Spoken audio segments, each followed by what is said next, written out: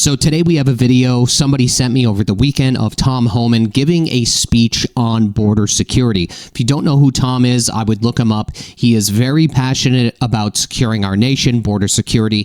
He's basically been working on this for decades. And I watched this briefly. He calls out the mayors of these sanctuary cities who want to protect these people and basically said there will be consequences for their actions. So let's just share the screen here. We'll get right into it. Thanks, Governor. Look, you guys know me. For the last 4 years, I wake up every morning pissed off about what this administration did to the most secure border of my lifetime. Let me be clear. I've worked for 6 presidents, starting with Ronald Reagan. Every president I worked for took steps to secure the border because they understood you can't have strong national security if you don't have border security. We need to know who's coming in, what's coming in, where it's coming in, why it's coming, all those questions, right? No one did better than President Trump. President Trump's one badass president to secure this border at a level we've never seen before. Illegal immigration was down to a 45-year low. Illegal immigration was down between 83 and 90%. Unprecedented success. Joe Biden's the first president in the history of this nation who came into office and unsecured the border on purpose. This isn't mismanagement. This isn't incompetence. This is by design. So the first morning I woke up with a smile on my face was the day after the election when President Trump won. Because he's going to come back, he's going to finish the job he started. First of all, he sends his well wishes here and happy Thanksgiving to President Trump. Also, we got a secretary coming in, Secretary Kristi Noem, the governor. I've met with her numerous times. She's the right person at the right time for the right job. She gets it. She has a lot of great ideas of her own. So I'm looking forward to Kristi getting through the confirmation process and coming to work with us. I think she's doing a fabulous job. Today is the first day I've been at Shelby Park. I'm here. Governor Abbott has done an amazing job. Illegal immigration in Texas is down 86%. 86%. Think about that. This is a model we can take across the country. We're going to help Governor Abbott finish the job he started, but this is a model we can take across the country. Unprecedented success in Texas. It's a shame the taxpayers of Texas have to spend billions of dollars to do the job that this administration failed to do. That's what people are upset about. And because of that, what everybody in this room today, you got to understand, you're a national hero and you're saving this nation. Let me explain why. It's just not about illegal immigration anymore. When this administration calls the crisis the biggest they caused, it overwhelms the Border Patrol. And because the Border Patrol is so overwhelmed taking care of this humanitarian crisis, many of them are pulled off the line. And what happens then? 600% increase in sex trafficking. Fentanyl coming across the border to kill 250,000 Americans. Record number of people on terrorist watch lists crossing the border. Over 2 million known gotaways. How many of them come from a country sponsored terror? How many of them were carrying fentanyl? How many of them are sex trafficking women and children? How many of them are gang members? So it's more than just illegal immigration. I don't care what your opinion is on illegal immigration. When you cause a crisis this big, all these terrible things happen. Cartels are making more money today than ever did. They're making a record amount of money smuggling aliens, record amount of money trafficking in women and children, and a record amount of money moving the dope. I'm happy that we finally got a president. President Trump's going to come in January. Like the governor says, we're not waiting until January. We're already talking. We're already planning. We're going to put a plan in place and secure this nation at the highest level it's ever seen. I will say that since the election, I feel like things are moving forward to some point. I don't know if you guys feel the same way. It looks like they're putting the pieces of the puzzle together and in motion to work on the promises that were made during the campaign trail. And I think that a lot of Americans here see that to some capacity. And I think that they are, in a position where if those promises are kept, regardless of the border security, I know that is a big one, but if the other promises are kept as well, I think that's something that people are looking forward to. And I think the last 4 years, really nobody had anything to look forward to. At least that's how I felt. I don't know about you guys. We're going to finish Trump's work. I want to say thank you to each and every one of you.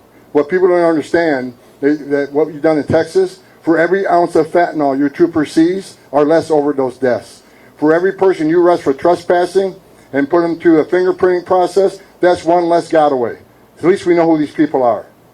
What you've done is not only protect the state of Texas and the citizens of Texas, you are protecting this nation. And it's a shame we have other governors and other mayors who are right out of the gate. I said they're going to push back on President Trump and what we're trying to do, especially for interior enforcement. Let me be clear.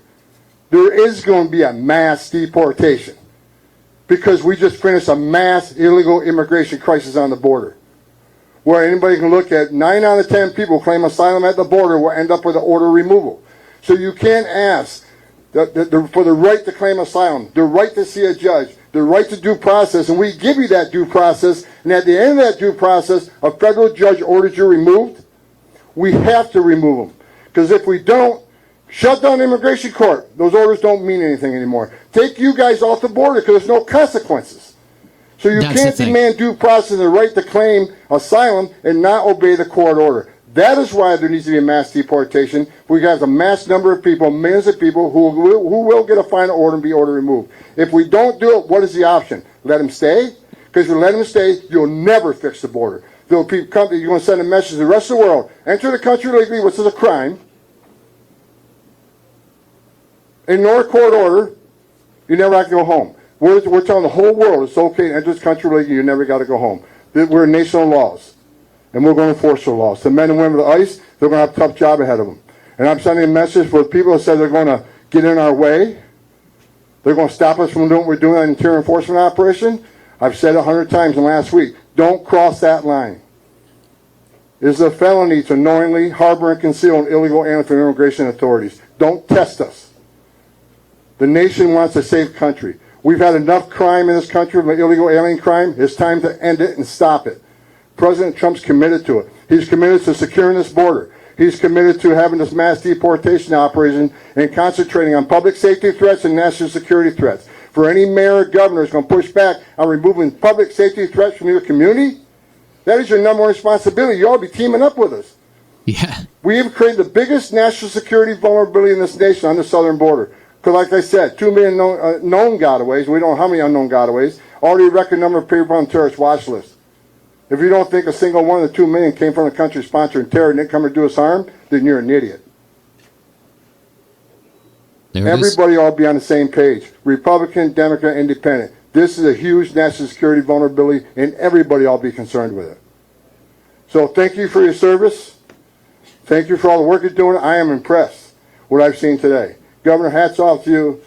The outgoing Mr. McGraw, the famous Mr. McGraw, who he's been a mentor of mine. This guy's done more for DPS than anybody that's ever worked for DPS, in my opinion. He took you guys to the 21st century.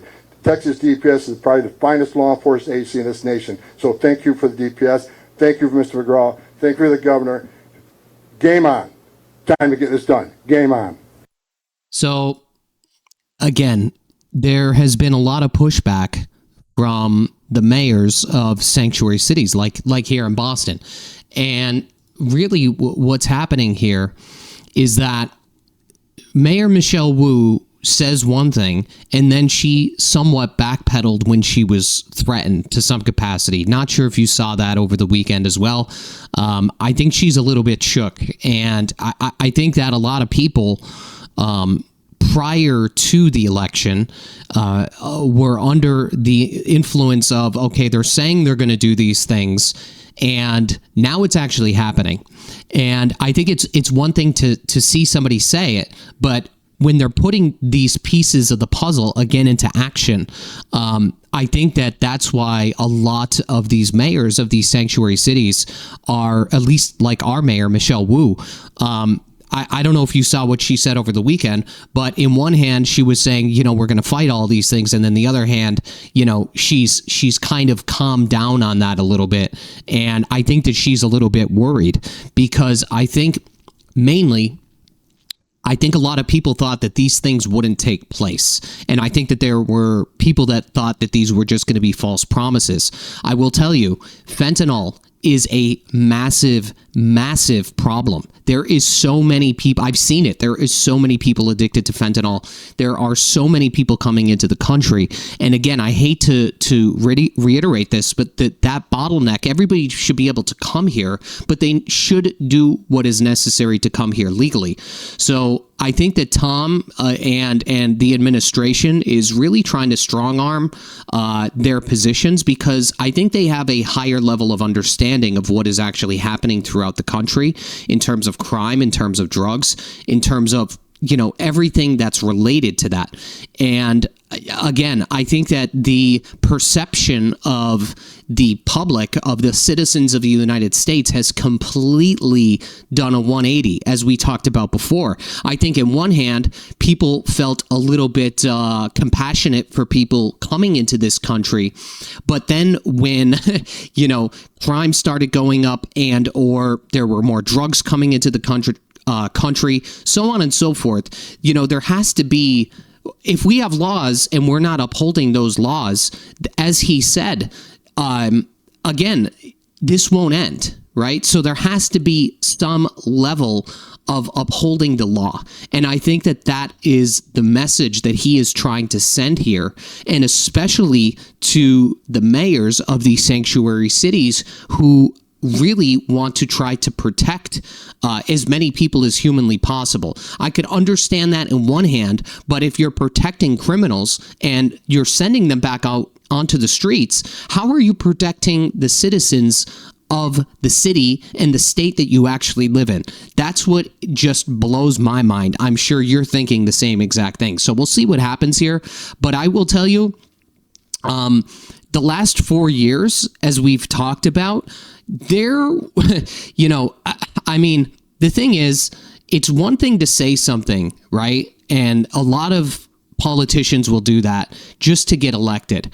But when the pieces of the puzzle are starting to move forward, even prior to getting in office, I think that, even if you're not that concerned with immigration, I don't know why you wouldn't be, but even if you're not, it at least gives you a glimpse of what the future may hold, as long as they maintain what they said they were going to do prior to election. And I think that has people a little bit enthusiastic about this administration that's coming in.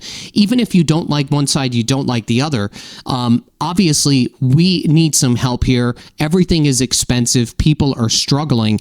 And if there's light at the end of the tunnel, then people will support that. Right now, it doesn't even feel like, we didn't even see the tunnel, right? At least now we're in the tunnel. We could see some light at the end of the tunnel. And I think that's why a lot of people are in support of this, because they put their emotions aside and they are worried about the economics of this country. So that's it for today, guys. Hope to see you on the next one. Bye-bye.